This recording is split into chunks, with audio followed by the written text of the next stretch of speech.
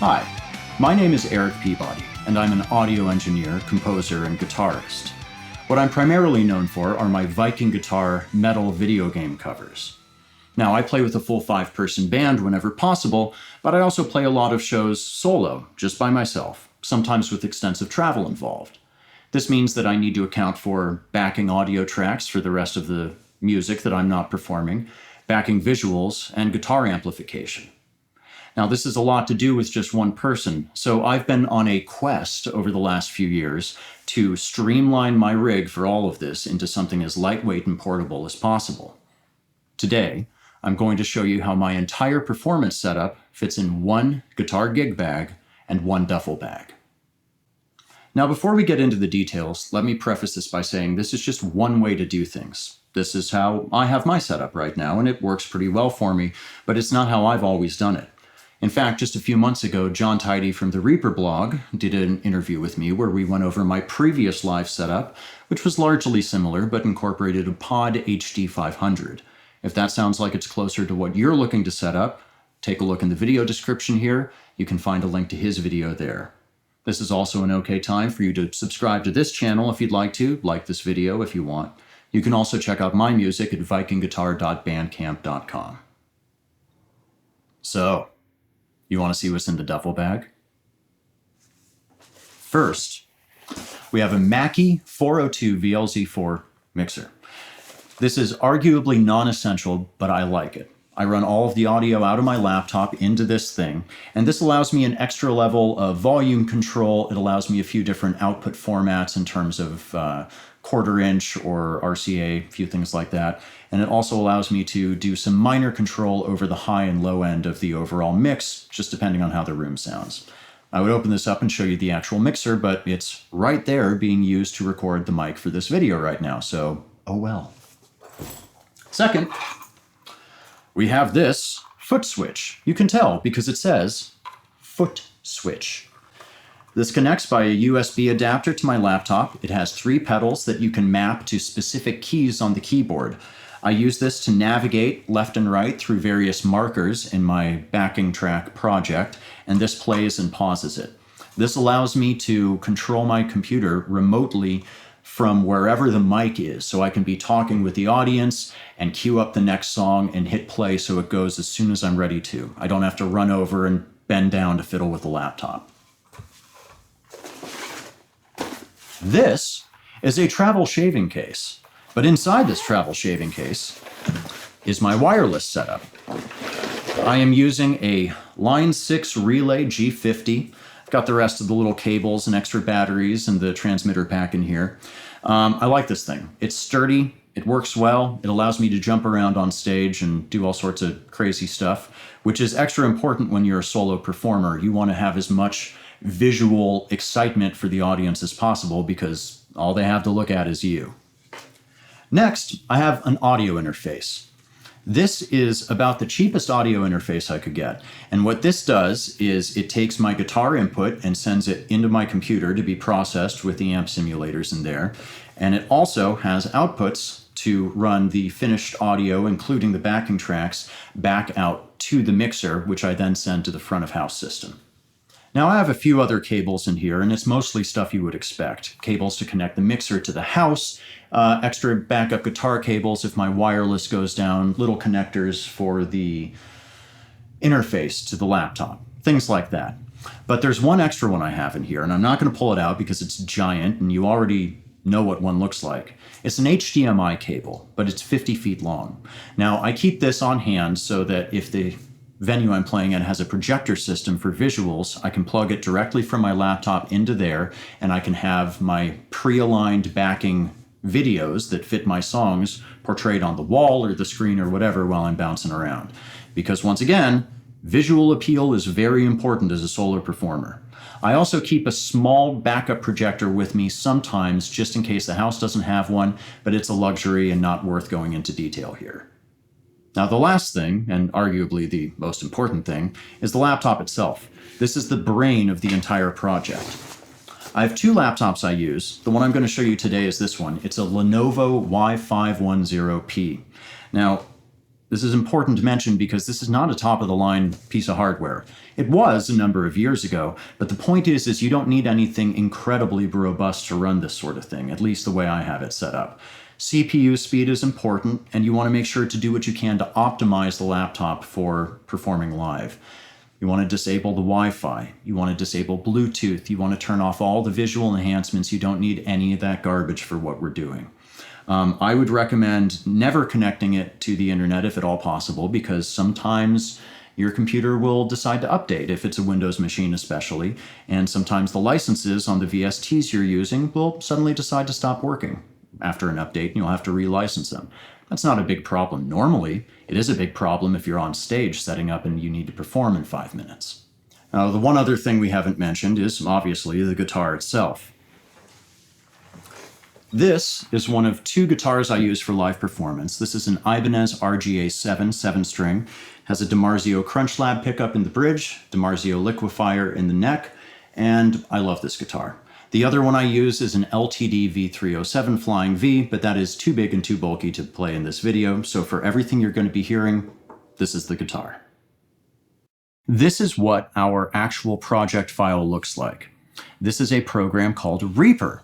The REAPER install file is very small, and I really like that because the entire project size, with all the video, the backing audio, the VSTs I'm using, everything, easily fits on a thumb drive.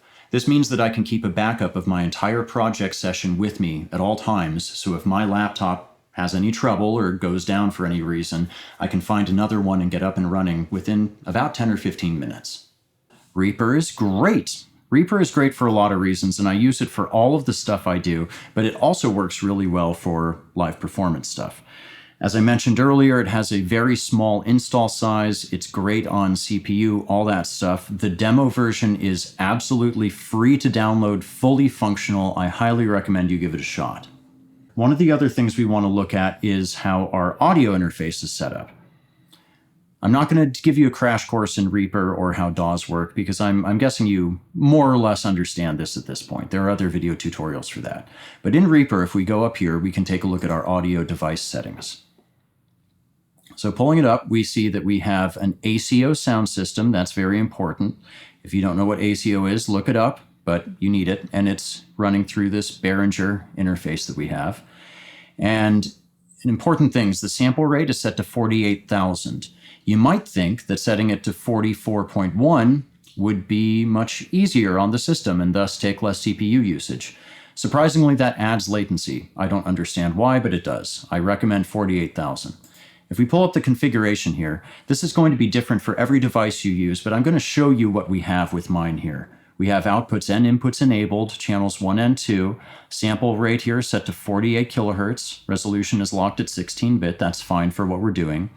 Under the ACO settings, ACO resolution is set to 32-bit. System performance here is set to fast, and application priority is set to high. Now you'll see that this gives an input latency of 3 milliseconds, output latency of 16 milliseconds. Latency is very important with what we're doing here. That is the amount of time between when a signal is received and when it's processed and output. Since we're doing live guitar, if we have a high latency number, the playing is going to be delayed, it's going to be difficult to play in time, it's not going to sound in time with the music, and you don't want that. 16 right now is a pretty good middle ground for me. I've had it as fast as 5, but it demands too much of the CPU, and anything higher number than 16, you start noticing the delay. This is going to be different for every audio interface, but play around with the settings and you'll find something with a good latency and trade-off with performance. So we're going to close that. And you can see up here also it shows about 3.6 input and 16 millisecond output for our latency. So that's a good way to really quickly check and see what you're looking at here. With the REAPER session itself, you can see we've got a couple things going on here. We have this folder track called Guitar Bus that we're going to get to in a minute. Then we have Audio 1. If we scroll down, we have a second track called Audio 2, one called Video, and one called Backing Image. The reason I have 2 audio tracks is because sometimes my backing tracks overlap one to the next, and I want one to keep playing while the other one starts. Like here, I usually open with Judas Priest's the Hellion and then go into Golden Axe. But I want the audio from one to still be playing over the other. I didn't want to create a dedicated backing track that has both of them combined because sometimes I just want to play Golden Axe. So this is how I accomplished that. So these are all individual items for my actual backing audio. And we're going to take a look at these throughout here. You can see I have big gaps in between them, and you'll notice that I have marker points at the beginning of each one. This allows me to use the bracket keys on the keyboard to quickly travel between the starting points for the songs. These are also keys that I have mapped to my foot switch, so I can navigate left and right between songs however I want to. It means that I don't have to create a new project file if I change the set list order. I just arrow around to the song I want. Now, you might also notice that these audio items have giant colorful pictures in them, and this is because I like being able to look down at the laptop from however far away I am on stage and not have to try to read this little eensy-beensy marker text up here. I like being able to look down and quickly go, hey, there's that Judas Priest album, there's Zelda, there's Mega Man X2, Trigun, all that stuff. Now, the way you get these in here is on the audio item itself. Once you've tossed it into Reaper, if you right-click on it, go to Item Settings and Item Notes, there's a place where you can type notes in. You can also load an image and stretch that image or text to fill the actual item, which is how I set this up. One other thing you might notice is that there's no waveform information here. I've set Reaper on my performance laptops to disable peaks. Now you can go in here into the Reaper preferences, it's Command P, or you can alternatively go to Options, Preferences, and if you do a search for peaks, P-E-A-K-S, and I sometimes can type, you will find an option that says Display Peaks for Media Items. That is turned off. If I were to turn this on and apply the settings, you would see that the waveform is now visible.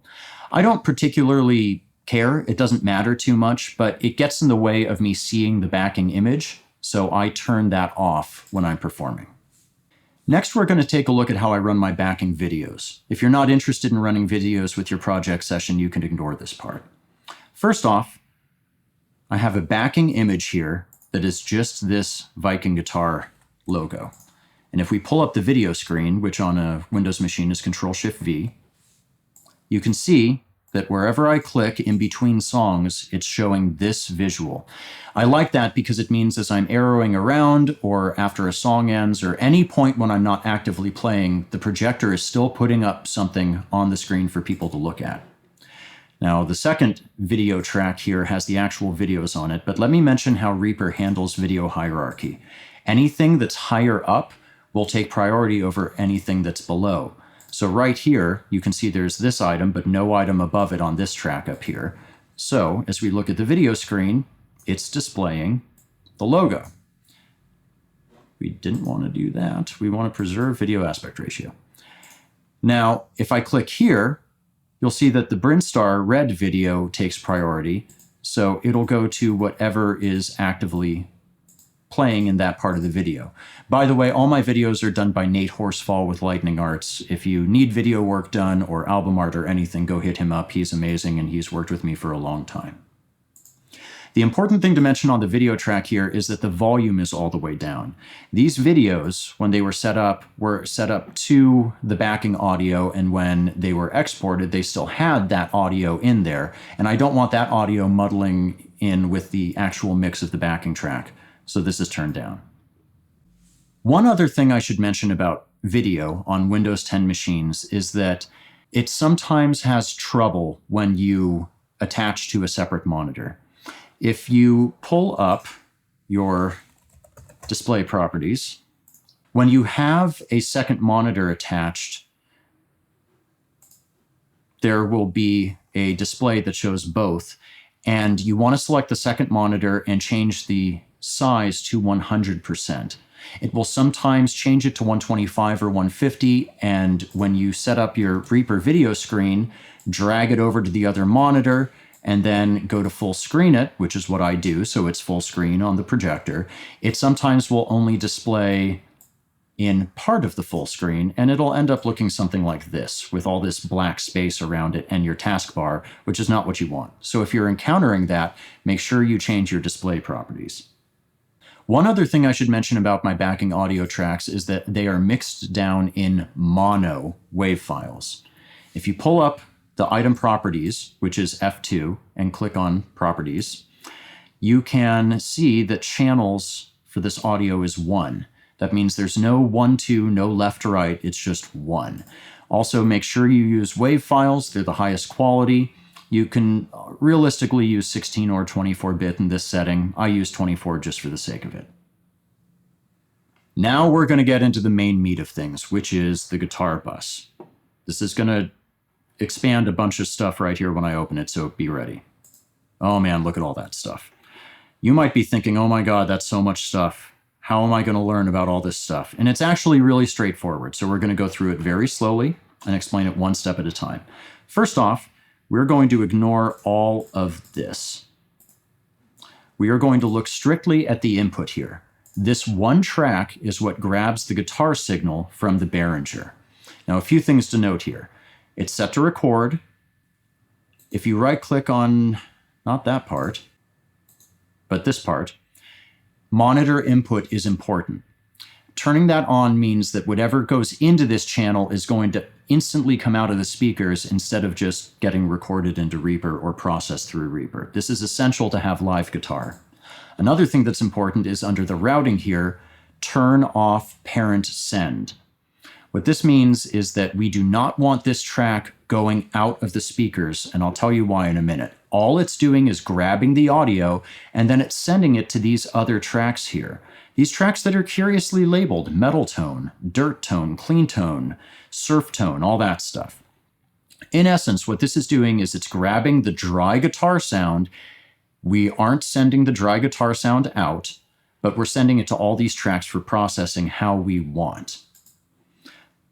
Now, down here, what we have are individual tracks for our different tones. We have one for metal tone, one for dirt, which is a cleaner tone, but still with some grit, our pure clean tone. I have a tone specifically for a song that I play called From the Earth to the Moon, which I colloquially refer to as geothermal. And I have two different surf tones here. Now, if we start by looking at the first metal tone, let's take a look at what's going on here. First off, we have a compressor, and this is just evening out a bit of the input sound. Then we have an instance of mercurial reaxis. This is the amp sound I am using for almost all of my stuff. In fact, in this project, I think it is all my stuff. Now, I've got the settings grayed out because these are trade secrets that I don't want everyone to have, but this is an all-in-one amp solution. It has a gate built in, it has a wah pedal, which we'll talk about in a bit, a stomp box, cabinet settings with different mics you can use, as well as some post effects if you want to use those. Following that, I have an instance of the Reaper stock EQ, just to even out the tone a bit, deal with some spikes, some frequency spikes I didn't want. And then I have this volume boost thing. And depending on where I am in the project, well, first off, what you'll see what it does is it just cuts the low end a bit, and it boosts the mids, and it adds 1.5 dB of gain. Now, if you take a look, this is the wet-dry knob for the effect. This controls how much of the effect is actually being used at the time. And as I click around the project, you'll see that it goes from 0 to places where it goes to 100. And what this does is this is a way for me to switch between rhythm-heavy sound and lead-heavy sound without having a whole separate patch. I just automate the wet amount of this, which cuts the lows, adds a bit of mid for a bit more of a lead sound, and adds a few dB of gain. Now, each tone here is its own thing. We're going to start by going back to the beginning of the project, and I'm going to play a bit of guitar so you can hear just what it sounds like.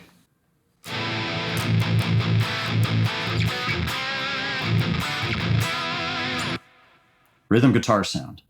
One other thing I'll mention is I have this aux send here for a bit of delay and reverb.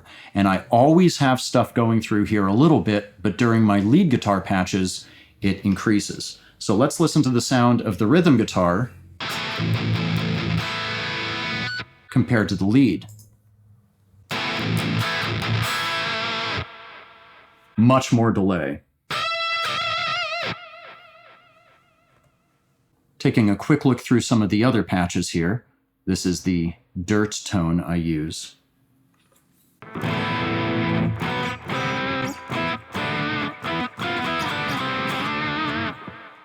This is the clean sound.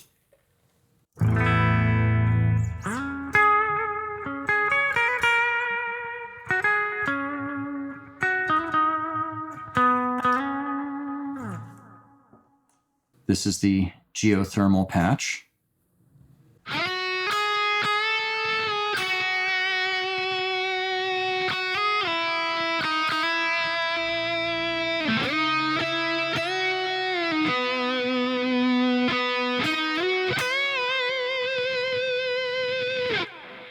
And then I have my two surf tones, my cleaner surf tone,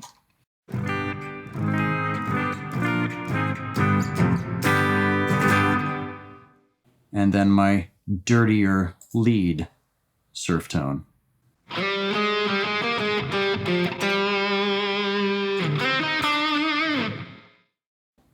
Now, the way I switch between all this stuff is with automation. As you can see at very specific points in the project file here, things turn on, turn off, change, all that stuff.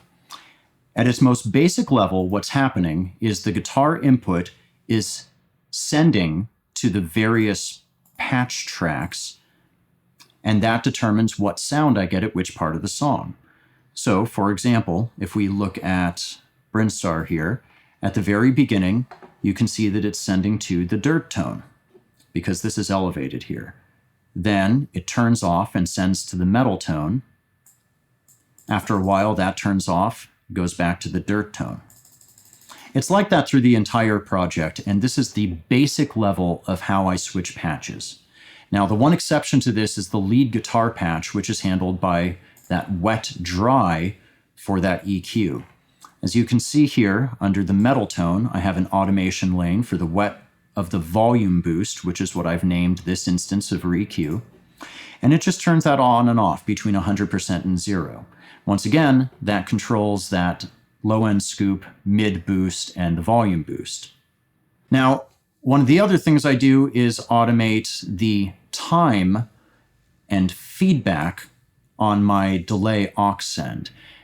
Automating the time makes sure that whenever the delay is on, it is always in sync with the actual song tempo of the song I'm playing. So different songs have different parts and different tempos, and by automating that, it makes sure that the delay is always synchronized to the backing track. The feedback here is just for times when I want a more persistent delay versus a more temporary delay. For example, in my Escape from New York cover, I like having a big resounding delay that lasts for a while, so the feedback on the delay plugin there is bumped up. What I'm using for my delay is the free classic delay from Kierhus Audio and classic reverb, also from Kierhus Audio. I can't pronounce that at all. I'm not trying to make fun of it. I'm just making fun of myself. And then I have an instance of REQ, which is really drastically limiting what part of the frequency range cuts through on that. I don't want too much low end or high end building up because it's just going to cause it to be shrill or muddy. Going down into the guitar tones here, there are a few other things that I do. We're going to ignore the metal tone for a moment because there's some extra stuff there, but you'll see on each one of these I have automation for mute and bypass. Now what this is going to do is mute the track, either unmuted or muted, and bypass the Reaxis VST that's running on there. Now the reason I do this is these two things, muting it and bypassing it, instead of just relying on the send volume from the input track. This is going to offload that VST from memory and make it so REAPER isn't trying to process it in the background, which saves a lot of CPU. This might be redundant, but I was running into some trouble with having all these things until I started bypassing them when I wasn't using them, so keep that in mind. The only other thing I want to mention is don't mute or bypass anything until you're sure that any persistent sound coming out of that plugin is gone. For example, on my surf tone here in Reaxis, you'll see that I'm actually using the onboard reverb. So at the point that I switch patches back to a different guitar sound, I don't want to mute this right away and bypass the effect, because then that reverb is going to die before I want it to. So the effect switch happens somewhere in this region, but you'll see it doesn't mute for a bit later and bypass even later after that. One of the really nice things about this setup is that it scales really easily. Now that I've got the main skeleton done, it's super easy for me to add new songs, new guitar tones, and new automation. Now, one other thing we're going to talk about here is the gate on Reaxis.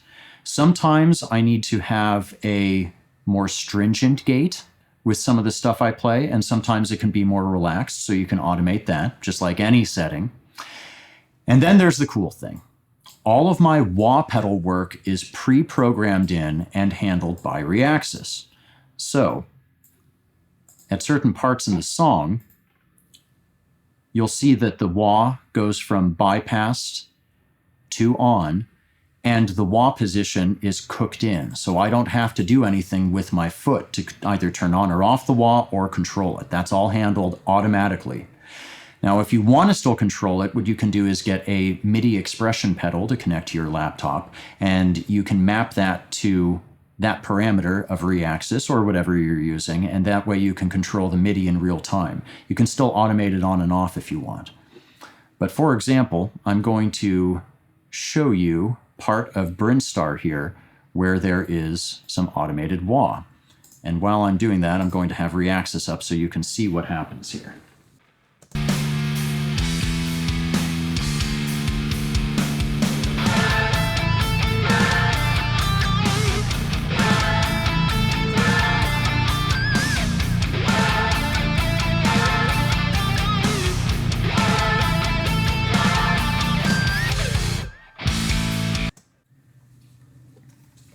And that's it.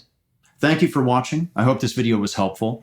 If you learned something, please leave a comment. Tell me what you liked about this. If you have another way that you accomplish a similar setup, leave a comment and tell me about that. I'm always looking to learn new processes myself. If you haven't subscribed to the channel and liked the video yet, I would ask you to do so if you're thus inclined. But most importantly, take whatever you've learned, go out, make music, play shows, and most importantly, keep the world metal.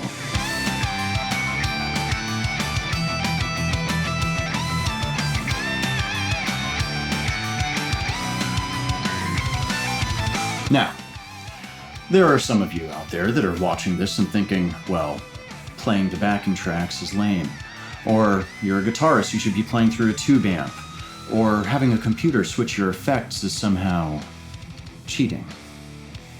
And to you, I have this to say. You're welcome to do whatever you want. This has worked very well for me, and it's allowed me to play a lot of shows and have a lot of good experiences and meet good people that I wouldn't have gotten to encounter if I was reliant on the way things used to be, the way things used to have to be set up. Now, this is really just a progression of technology, and you're welcome to use as much or as little as you like.